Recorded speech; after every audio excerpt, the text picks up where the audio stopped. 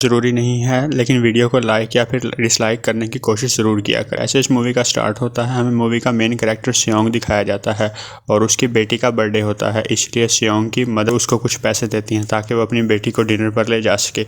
लेकिन अब सियोंग को और पैसों की ज़रूरत होती है, तो इसलिए वो अब्तर का ATM कार्ड चुरा लेता है। इसके बाद उसकी माँ अपनी माँ के वो सारे पैसे चुरा लेता है और पैसे वो लगा देता है हॉर्स राइडिंग में, और इस गेम में वो 4 मिलियन जीत जाता है। अब सियोंग ने एक कंपनी से बहुत सारे पैसे उधार ले रखे थे, तो इसलिए वही लोग उसके पीछे पड़ जाते हैं। इसके बाद वो सियोंग को पकड़ ही लेते हैं और वो उसे काफ़ी मारते हैं। तो जब सियोंग उनके पैसे लौटाने के लिए अपनी पॉकेट चेक करता है, तो वो देखता है कि उसकी पॉकेट में तो पैसे हैं ही नहीं,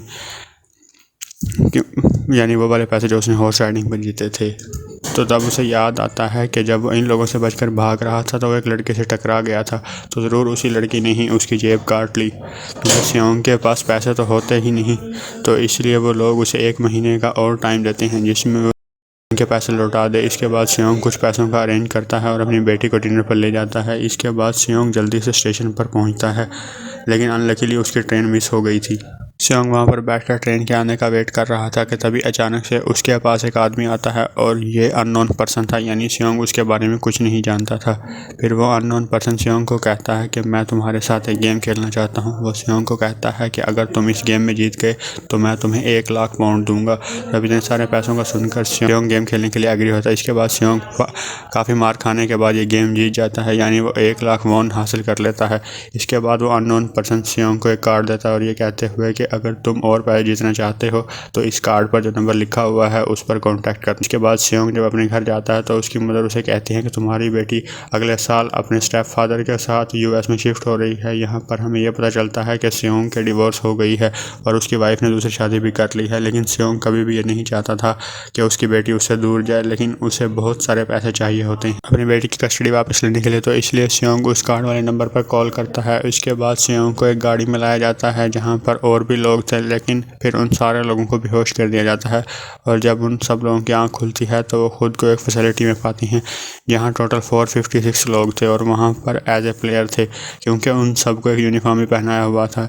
इस फैसिलिटी का होस्ट यानी कि लीडर एक आदमी था जो कि फ्रंट मैन था और वो सब पर नज़र रख रहा था। अब यहाँ पर एक कॉमन चीज़ थी कि जितने भी लोगों को वहाँ पर लाया गया था उन सब ने कर्जे लिए। जैसे 001 एक पूरा आदमी था, उसको ब्रेन ट्यूमर था ही वैसे कि वो यहाँ पर आया था क्योंकि उसकी लाइफ तो वैसे भी ख़त्म ही होने वाली थी। इसके बाद वहाँ पर 2 प्लेयर जिनमें लड़की का नाम साइबियोक और लड़के का नाम जैंग होता है, उनके बीच फाइट होती है और यहाँ पर साइबियोक वही लड़की थी जो सियोंग के पैसे लेकर भाग गई थी, यानी कि उसी ने उसकी जेब काटी थी। सियोंग तो उसे देखते ही पहचान लेता है, इसलिए वो अपने पैसे मांगने के लिए उसके पास जाता है। तभी वहाँ पर कुछ गार्ड्स आ जाते हैं जिन्होंने पिंक कलर का यूनिफॉर्म पहना होता था और उनके फेस अच्छी तरह से कवर्ड थे। गार्ड्स उन सभी प्लेयर्स को बताते हैं कि तुम्हें यहाँ पर टोटल 6 गेम्स खेलनी हो और जो इस गेम का विनर होगा उसे बहुत सारे पैसे मिलेंगे।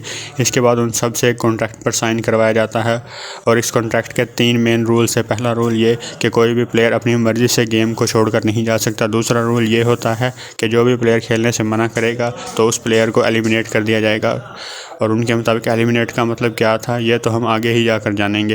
गेम का दूसरा रूल ये था कि अगर मेजॉरिटी इस गेम को खेलना नहीं चाहती तो वो इस गेम को छोड़कर जा सकती हैं। इसके बाद उन सबको गेम के लिए ले जाया जाता है। अब यहाँ पर सियोंग अपनी क्लासमेट्स सैंगवू से भी मिलता है जो कि उसे बचपन से जानता था।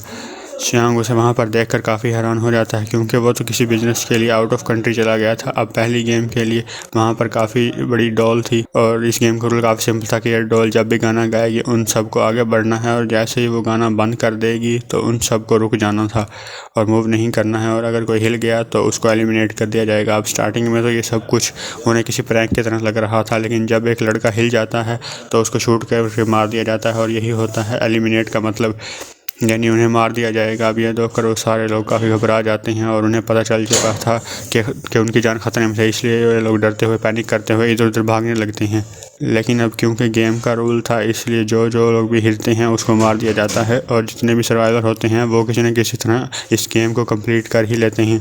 लेकिन जो लोग मर जाते हैं उनकी डेड बॉडीज़ को वहाँ से ले जाया जाता है और अब 456 प्लेयर में से 255 ही रह गए थे क्योंकि वो सारे प्लेयर्स इतना ज़्यादा डर जाते हैं कि कोई भी गेम खेलना नहीं चाहता था, लेकिन जैसा कि रूल नंबर 3 था कि अगर मेजॉरिटी चाहे तो वो गेम स्किप कर सकती है, तो इसलिए उनका लीडर यानी फ्रंट मैन वोटिंग करवाता है। लेकिन इससे पहले कि उन्हें प्राइज मनी दिखाई जाती है यानी जो विनर को मिलेगी, लेकिन इन केस अगर कोई गेम को छोड़ कर चला जाता है तो ये सारे पैसे मरे हुए प्लेयर्स की फैमिलीज को मिल जाएंगे और ये price money total 45 billions on होती है। उसके बाद वोटिंग करवाई जाती है जिसमें मेजॉरिटी इस गेम को खेलना नहीं चाहती थी, इसलिए इस गेम को यहीं पर स्टॉप कर दिया जाता है। लेकिन अगर कभी फ्यूचर में वो चाहें तो इस गेम को रीजॉइन कर सकते हैं। इसके बाद सभी लोगों को उनके घरों पर छोड़ दिया जाता है। नेक्स्ट डे सियोंग पुलिस स्टेशन जाता है और वहाँ जाकर पुलिस को ये सारी बातें बताता है, लेकिन उन बातों को सियोंग की बातों पर यकीन नहीं होता और उल्टा वो लोग उसको पागल समझने लग जाते हैं। इसके बाद सियोंग उन्हें वही वाला कार्ड दिखाता है, लेकिन हैरान करने वाली बात यह थी कि उस पर जो नंबर था वो एक रॉन्ग था। उसके बाद सियोंग जब घर जाता है तो उसकी मदर वहाँ पर नहीं होती। उधर सियोंग का क्लासमेट सेंगजू अपनी मदर को छुप कर देख रहा होता है और तभी वहाँ पर सियोंग भी आ जाता है और यहाँ पर सियोंग अपसेट होते हुए बताता है कि मेरे ऊपर 6 बिलियन का कर्ज है। वो बताता है कि मैंने क्लाइंट्स के पैसे लेकर स्टोर मार्केट में लगा दिए थे, लेकिन अनलकीली वो सारे पैसे डूब गए और तभी सियोंग के पास हॉस्पिटल से कॉल आती है। सियोंग की मदद का पाँव काफ़ी इंजर्ड था, लेकिन डायबिटीज़ का ट्रीटमेंट ना होने की वजह से उनकी चोट और ज़्यादा बढ़ गई थी। तब डॉक्टर सियोंग को बताते हैं कि तुम्हारी मदद का ट्रीटमेंट हो सकता है, लेकिन इसके लिए हमें इनका पाँव काटना होगा।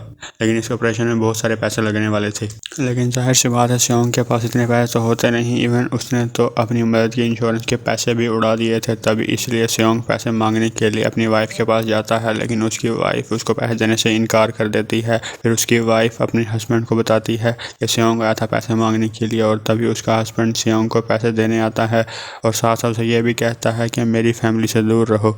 सियोंग उसे मारने लगता है और तभी उसकी बेटी भी वहां पर आ जाती है। उसके बाद सियोंग का एक फ्रेंड अपने बॉस के पास पैसे मांगने जाता है, लेकिन उसका बॉस उसको पैसे देने से मना कर देता है, तो इसलिए उन दोनों के बीच फाइट होने लगती है। इस फाइट के दौरान उसके बॉस का हाथ मशीन में आ जाता है, तो मौके का फ़ायदा उठाकर सियोंग का फ्रेंड पैसे लेकर वहां से भाग जाता है और फिर इसके बाद सियोंग का फ्रेंड अपने घर आकर अपनी वाइफ को कहता है कि पहली फ़्लाइट लो और आओ यहाँ से। इसके बाद शैब्यूक एक एजेंट से मिलती है और क्योंकि उसने अपनी मदद को नॉर्थ एरिया से साउथ एरिया में लाना, वही लड़की है जिसने सियोंग की जीप काटी थी। वो अपनी माँ को यहाँ लाने के लिए शैब्यूक को बहुत सारे पैसों की जरूरत है। अब शैब्यूक का एक छोटा भाई भी होता है जिससे उसने प्रॉमिस किया होता है कि मैं मदद को ज़रूर ले आऊँगी। इसके बाद हमें एक ऑफिसर दिखाया जाता है और इस ऑफिसर का भाई कुछ टाइम से मिसिंग था, इसलिए वो ऑफिसर अपने भाई के घर जाता है, जहां उसे पता चलता है कि उसका भाई तो पिछले कुछ दिनों से अपने घर पर भी नहीं आया। और जब वो ऑफिसर घर को चेक कर रहा होता है तो उसको एक कार्ड मिलता है और इस ऑफिसर ने सेम ऐसा ही कार्ड पुलिस स्टेशन में सियोंग के पास भी देखा था, तो इसलिए ऑफिसर सियोंग के पास जाकर उसको इस बारे में पूछता है, लेकिन सियोंग उसे कुछ नहीं बताता। इसके बाद सियोंग जब अपने घर जाता है तो उसको वो कार्ड दोबारा मिल जाता है। सियोंग डिसाइड करता है कि वो दोबारा से इस गेम को ज्वाइन करेगा, इसलिए सभी प्लेयर्स को एक शिप के पास ले जाया जाता है। इधर ही वो ऑफिसर भी गाड़ियों का पीछा करते हुए उस शिप तक आ जाता है, गार्ड को मारकर उसे पानी में फेंक देता है। इसके बाद वो सभी प्लेयर्स को एक आइलैंड पर मौजूद फैसिलिटी में लाया जाता है। अब यहाँ पर उन्हें ज़रा भी अंदाज़ा नहीं था कि अगला गेम कौन सा होगा और उसे कैसे खेला जाएगा। इसके बाद वो लोग अपनी अलग अलग टीम बना लेते हैं और रात को शैब्यूक और उसकी फीमेल फ्रेंड वॉशरूम जाते हैं। यहाँ पर शैब्यूक गार्ड की नज़रों से बचती हुई उस फैसिलिटी को एक्सप्लोर करने लगती है। तभी वो देखती है कि गार्ड्स बड़े बड़े बर्तनों में कुछ बना रहे हैं, लेकिन अब क्योंकि गार्ड्स को शक हो जाता है तो एक गार्ड वॉशरूम को चेक करने के लिए आता है। तब तक शैब्यूक वापस आ चुकी होती है। इसके बाद शैब्यूक अपनी फीमेल फ्रेंड को सारी बात बता देती है जो उसने देखा था। अब यहाँ पर शैब्यूक उन दोनों की बातें सुन रहा होता है और वो इस बारे में शैब्यूक से पूछता है। शैब्यूक बताती है कि वो बड़े बड़े बर्तनों में कुछ पका रहे थे। इसके बाद उन सभी प्लेयर्स को प्लेग्राउंड में लाया जाता है, जहाँ पर उनके सामने 4 स्लेट्स थी। 4 स्लेट्स में से उन्होंने किसी एक शेप को चूज करना था। अब यहाँ पर सेंगू को पता चल जाता है कि गेम क्या है और क्या करना है। सेंगू सियोंग को बताता है कि सब ने अलग अलग शेप को चुनना है। इसके बाद उन सबको एक छोटा सा बर्तन दिया जाता है जिसमें शेप्स बनी होती हैं। अब गेम उनकी ये होती है कि उन्होंने किसी तरह उस शेप को बाहर निकालना है बगैर डैमेज किए, लेकिन अगर शेप ज़रा सी भी ख़राब हो गई तो उन्हें एलिमिनेट कर दिया जाएगा यानी मार दिया जाएगा। अब यहाँ पर सेंगू तो ईजिली उस शेप को निकाल देता है, लेकिन सियोंग इतना ज़्यादा घबरा जाता है कि उसकी हालत ख़राब होने लगती है, लेकिन फिर वो किसी न किसी तरह करके इस गेम को भी जीत लेता है। इसके बाद उन सबको वापस से रूम में लाया जाता है और यहाँ पर 187 प्लेयर्स वापस आए थे, जिनमें से अब सिर्फ 108 ही वापस रह गए थे। इसके बाद इन सबको खाने के लिए ले जाया जाता है, लेकिन खाने की वजह से जैंग की एक लड़के से फाइट हो जाती है, जहाँ पर जैंग उस लड़के को इतना ज़्यादा मारता है कि वो मौके पर ही मर जाता है। इधर ही हम देखते हैं कि उन प्लेयर्स में से एक डॉक्टर होता है जो गार्ड के साथ मिलकर मरे हुए लोगों की ऑर्गन्स निकाल कर उनको चाइनीज़ को बेचने का काम करता है। जब भी उस डेड बॉडीज़ को ले जाया जाता है तो उन्हें वो बॉडी को गायब कर देते हैं, क्योंकि ये सब कुछ एक प्लान के अकॉर्डिंग चल रहा था, क्योंकि ये सारा कुछ फ्रंट मैन से छुप कर हो रहा था। यही वजह थी कि कंट्रोल रूम में भी उन्होंने अपना ही एक आदमी बिठाया हुआ था जो कि इन लोगों की सारी वीडियोस फुटेज डिलीट कर देता था। और गार्ड्स तो अब डॉक्टर को गेम के बारे में पहले ही बता देते हैं ताकि वो सर्वाइव कर सके। यहाँ पर एक गार्ड उसी प्लेयर डॉक्टर को बताता है कि आज हमने प्लेयर को जानबूझकर खाना कम दिया है ताकि वो आपस में लड़ने लगें, जिससे होगा ये कि सारे वीक प्लेयर गेम से आउट हो जाएंगे। साथ ही गार्ड डॉक्टर को अपनी अगली गेम के बारे में बता देता है। अब 30 मिनट के बाद वहाँ पर लाइट्स ऑफ होने वाली थी। अब यहाँ पर संगो को पता था कि टीम कोई उल्टा काम करेगी, इसलिए वो उस टीम को अपने पास बुलाकर उन्हें रिलैक्स रहने के लिए कहता है। उधर वो जो डॉक्टर प्लेयर होता है वो जैंग की टीम में शामिल हो जाता है। यहाँ पर डॉक्टर जैंग को बता देता है कि अगला गेम क्या होने वाला है। इसके बाद लाइट्स ऑफ हो जाती हैं और जैंग अपनी टीम के साथ मिलकर बाकी सभी को मारने लगता है। जैंग एक लड़की को मारकर सेब्यूक को मारने जाता है, तभी सियोंग उसे बचा लेता है और इसके बाद गार्ड उन पर हमला करते हैं और उन सभी को रोक लेते हैं। अब टोटल 80 लोग वापस रह गए थे। इनके बाद उन सभी को तीसरे गेम के लिए ले जाया जाता है और यहाँ पर उन्हें 10-10 प्लेयर्स की एक टीम बनाने के लिए कहा जाता है और वो लोग ऐसा ही करते हैं, अपनी अपनी टीम बना लेते हैं। अब क्योंकि जैंग को अगली गेम के बारे में पहले ही पता था तो इसलिए वो सेब्यूक की फीमेल फ्रेंड को अपनी टीम में नहीं रखता और अपनी टीम में सिर्फ मर्दों को ही रखता है। इसके बाद सेंगो भी अपनी एक टीम बना लेता है। अब क्योंकि उन्हें एक प्लेयर की ज़रूरत थी तो इसलिए सेब्यूक की फीमेल फ्रेंड उनकी टीम में शामिल हो जाती है और ये गेम असल में टग ऑफ वार का होता है, यानी उन्होंने अपने सामने वाली टीम को नीचे गिराना था। इसके बाद गेम स्टार्ट हो जाती है और जैंग की टीम बड़ी आसानी से इस गेम को जीत लेती है।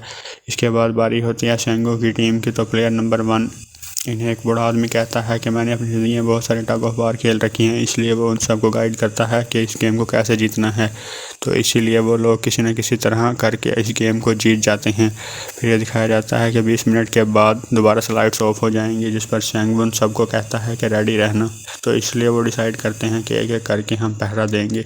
अब जैंग की टीम में एक से बढ़कर एक चालाक प्लेयर था, तो इसलिए जैंग को डर होता है कि कहीं उसकी टीम उसे ही साइड पे ना लगा दे, यानी उसे ही अपने रास्ते से ना हटा दे। दूसरी तरफ डॉक्टर और गार्ड मिलकर डेड बॉडी के ऑर्गन्स को निकाल रहे होते हैं और एक ऑर्गन्स को डिलीवर करने जाना था। गार्ड नंबर 28 और 29 थे, तो सभी इंटरबॉडी के बारे में बातें करने लगते हैं, जिसकी सिर्फ एक किडनी थी और वो उसे ज़ॉम्बी कह रहे थे। अब वो जो गार्ड नंबर 29 था जिसने वो ऑर्गन डिलीवर करने जाने थे, वो कोई और नहीं बल्कि वो ऑफिसर था जो गार्ड के भेस में वहाँ पर आया था। और ये सब बातें सुनकर उसे शक होता है कि शायद ये लोग मेरे भाई की बात कर रहे हैं, क्योंकि उसकी भी एक ही किडनी थी। इसके बाद नंबर 28 और 29 यानी वो असर जब ऑर्गन को डिलीवर करने के लिए जाते हैं तो रास्ते में वो ऑफिस नोटिस करता है कि टनल में तो बॉम्ब लगा हुआ है। तब नंबर 28 उसे बताता है कि जब हम यहाँ से बाहर निकलेंगे तो इस जगह को ब्लास्ट कर दिया जाएगा। अब वो ऑफिसर यहाँ नंबर 28 से और इन्फॉर्मेशन लेने की कोशिश करता है, इसीलिए नंबर 28 को उस पर डाउट होने लगता है, इसलिए वो उस ऑफिसर को अपना फेस दिखाने के लिए कहता है। अब यहाँ पर वो ऑफिसर अपना फेस दिखा देता है, साथ साथ वो नंबर 28 पर गन पॉइंट भी कर देता है। साथ साथ वो ऑफिसर उसे ये एक किडनी वाले आदमी के बारे में मज़ीद पूछता है और कि वो कौन है जिसे तुम ज़ॉम्बी कहते थे, जिस पर नंबर 28 उसे कहता है कि वो तो एक लड़की थी। नंबर 28 उस ऑफिसर को कहता है कि तुम लीडर के रूम में जाकर सारी इन्फॉर्मेशन देख सकते हो, वहाँ पर सबका डाटा है। ये मार डालता है। उधर वो डॉक्टर गार्ड से अगली गेम के बारे में पूछता है, लेकिन इस बार गार्ड्स को भी अगली गेम के बारे में कुछ नहीं पता होता, इसलिए डॉक्टर को गुस्सा आ जाता है और वो एक गार्ड को पकड़ लेता है और उनकी फ़ाइट होने लगती है। इसी फाइट के दौरान डॉक्टर उस गार्ड को मार कर वहाँ से भाग जाता है। इसके बाद गार्ड भी उसका पीछा करता है और वो दोनों प्ले ग्राउंड में आ जाते हैं। यहाँ पर गार्ड डॉक्टर को अपनी बातों में फंसा लेता है और उसे मारने वाला होता है और तभी लीडर फ्रंटमैन आकर इन्हें मार डालता है और बाद में उस डॉक्टर को भी मार डालते हैं। साथ साथ इन्हें वहीं पर नंबर 28 की डेड बॉडी भी मिल जाती है, जिससे इन्हें पता चल जाता है कि फैसिलिटी में कोई घुस गया है। उधर वो ऑफिसर लीडर इन्हें फ्रंटमैन के रूम तक पहुंच जाता है और वो चेक करते करते एक ऐसे रूम में जाता है जहां पर सभी के रिकॉर्ड्स थे और जब वो ऑफिसर वहां रिकॉर्ड चेक कर रहा होता है तो सभी मेंबर्स की लिस्ट मिल जाती है, जिसमें उसके भाई का भी नाम होता है, यानी वो भी कभी विनर था। तो उधर से प्लेयर को 4th गेम के लिए ले जाया जाता है, जहां पर उन सबको अपना अपना पार्टनर चुनने के लिए कहा जाता है और वो प्लेयर्स करते भी ऐसा ही हैं, अपना अपना पार्टनर चुन लेते हैं। और सेब्यूक की फीमेल फ्रेंड भी अपना पार्टनर ढूंढने की कोशिश करती है, लेकिन कोई भी उसका पार्टनर बनने के लिए तैयार नहीं होता। इसके बाद सभी प्लेयर्स को 10-10 मालवर्स दिए जाते हैं। असल में ये गेम ऐसी होती है कि एक प्लेयर को अपने पार्टनर से सारे मालवर्स लेने होते हैं, मगर कोई ज़ोर ज़बरदस्ती जो दूसरा पर्सन होगा यानी जिसके पास मालवर्स नहीं होंगे उसको मार दिया जाएगा। फिर ये सैंगो और सियोंग का फ्रेंड ऑड और इवन का गेम खेलते हैं, जिसमें कि उन्होंने गैस करना था कि सामने वाले के हाथ में कितने हैं मार्बल्स हैं। अब सियोंग का फ्रेंड सैंगो के सारे मार्बल जीत जाता है, जिसकी वजह से लास्ट में सैंगो के पास एक मार्बल बचता है। अब क्योंकि सैंगो को पता चल चुका होता है कि वो बच नहीं पाएगा, इसलिए वो सियोंग के फ्रेंड को अपनी बातों में फंसाकर उसे ये यकीन दिलाता है कि अगर हम में से कोई भी हार गया तो वो हारे हुए लोगों का मैच दोबारा करवाया जाएगा। अब यहाँ पर सैंगो धोखे से सियोंग के फ्रेंड के सारे मार्बल चेंज कर लेता है, मार्बल लेकर गार्ड को दे देता है और वहाँ से बाहर चला जाता है। जब सियोंग का फ्रेंड मार्बल को चेक करता है तो वो मार्बल की जगह पत्थर मिलता है, तो वो प्लेयर नंबर 1 यानी बड़े प्लेयर की हालत ख़राब हो रही है, इसलिए वो तो इधर उधर घूम रहा था, लेकिन सियोंग किसी तरह उसे खेलने के लिए एग्री कर लेता है। यहाँ पर वो दोनों यानी बूढ़ा आदमी और सियोंग भी इवन आउट खेलते हैं। अब इनमें से बूढ़ा आदमी सियोंग के सारे मार्बल जीत जाता है, लेकिन लास्ट में राउंड में वो बूढ़ा आदमी भूल जाता है कि उसने क्या चूज़ किया था, तो यहाँ पे सियोंग से बातों में फंसाकर उसके सारे मार्बल्स ले लेता है।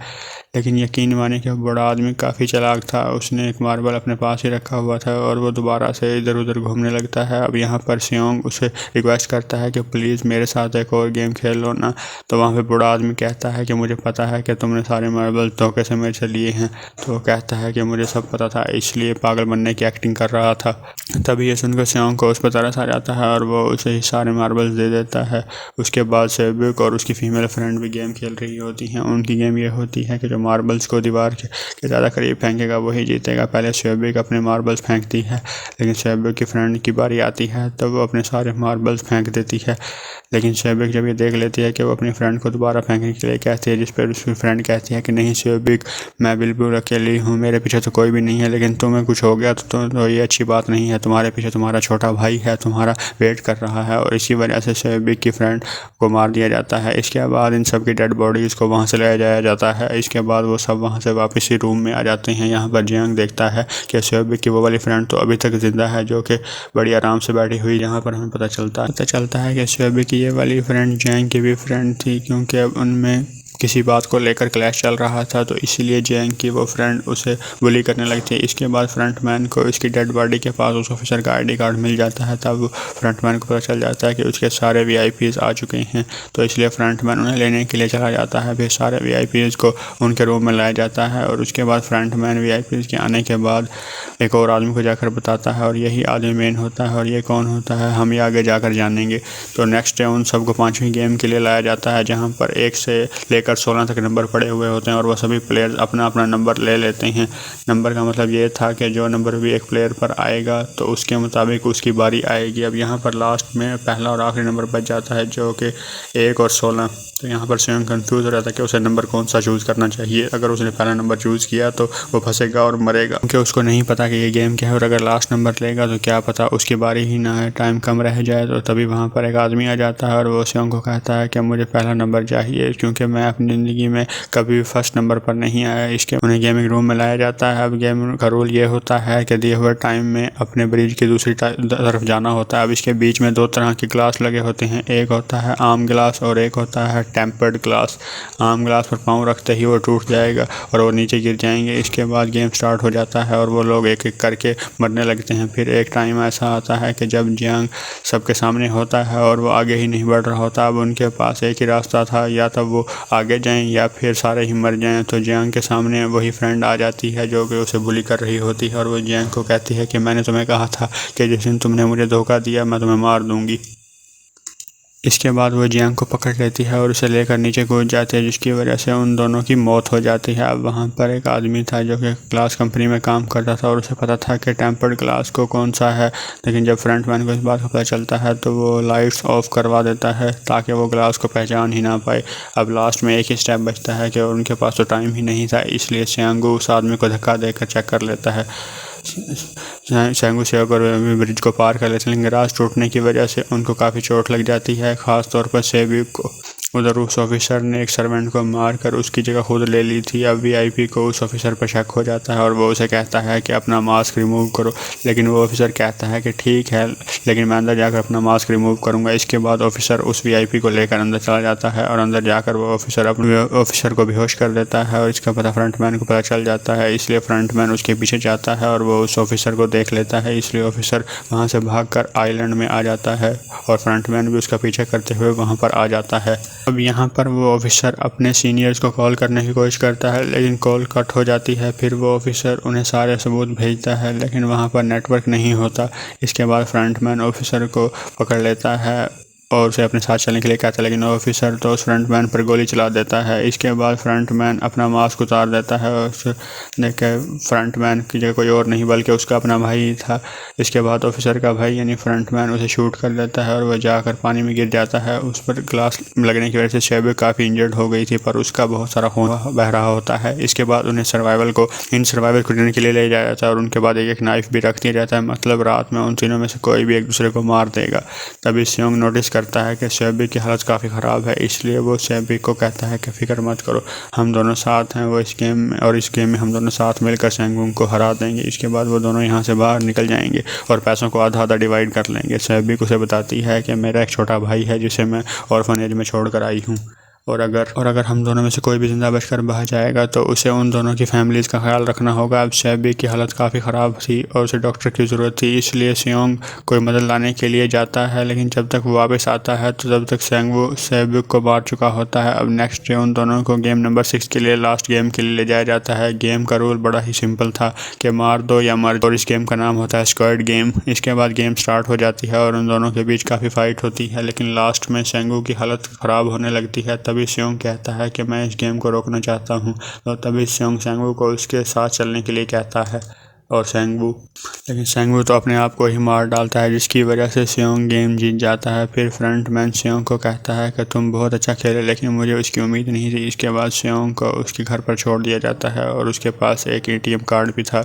एटीएम कार्ड को जाकर चेक करता है तो उसने देखता है कि उस सारे पैसे उसके अकाउंट में भेज दिए जाते हैं। इसके बाद स्योंग अपने घर जाता है, लेकिन तब तक उसकी मदर की डेथ हो जाती है और उसके बाद हमें 1 साल का बाद का सीन दिखाया जाता है, जहाँ पर हम देखते हैं कि स्योंग की हालत काफ़ी ख़राब हो गई है। वो काफ़ी नशा करने लग गया है और उसने अब तक उन पैसों को हाथ तक नहीं लगाया था।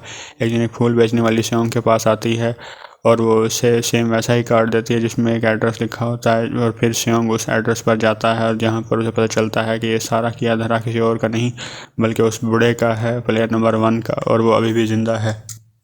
यहाँ पर वो बड़ा आदमी स्योंग को बताता है कि मैं अपनी लाइफ से बोर हो चुका था और ये सारी गेम्स मैंने अपने क्लाइंट के साथ मिलकर बनाए हैं ताकि मैं लोगों को मरता हुआ देखकर एंजॉय कर सकूं, लेकिन हाँ, हमने किसी को मजबूर नहीं किया था कि ऐसा करने के लिए, और मैंने ये गेम इसलिए पार्टिसिपेट किया था क्योंकि गेम देखने से ज़्यादा उसे खेलने में मज़ा आता है। तो वो कहता है कि जो पैसे तुम्हारे पास हैं वो सारे पैसे मेरे हैं, और ये कहते ही उस बूढ़े आदमी की मौत हो जाती है। इसके बाद स्योंग शेबी के छोटे भाई के पास जाता है और उसे लेकर वो जाता है शेंगू की मदर के पास, और शेंगू की मदर को कहता है कि इस बच्चे का ख्याल रखना। साथ साथ वो उसे एक बैग भी देता है जिसमें बहुत सारे पैसे होते हैं। इसके बाद स्योंग स्टेशन पर जाता है जहां पर उसे वही अननोन पर्सन मिलता है जो कि उसे मूवी के स्टार्ट में मिला था। यहाँ पर स्योंग उसका पीछा भी करता है, लेकिन तब तक वो भाग चुका होता है। फिर स्योंग उस कार्ड वाले नंबर पर कॉल करता है और पूछता है कि तुम लोग कौन हो और लोगों के साथ ऐसा क्यों कर रहे हो, क्यों खेल रहे हो लोगों की ज़िंदगी के साथ। लेकिन आगे से उसे रिस्पॉन्स आता है, स्योंग अगर तुमने ज़िंदा बचना है तो प्लेन में चढ़ जाओ, और इसके साथ ही ये मूवी यहीं पर एंड हो जाती है। Thank you for watching, and please अगर अभी तक आप लोगों ने हमारे चैनल को सब्सक्राइब नहीं किया तो इसको काइंडली सब्सक्राइब करें और बेल आइकॉन पर क्लिक करें मज़ीद इस तरह की वीडियोज़ देखने के लिए। शुक्रिया।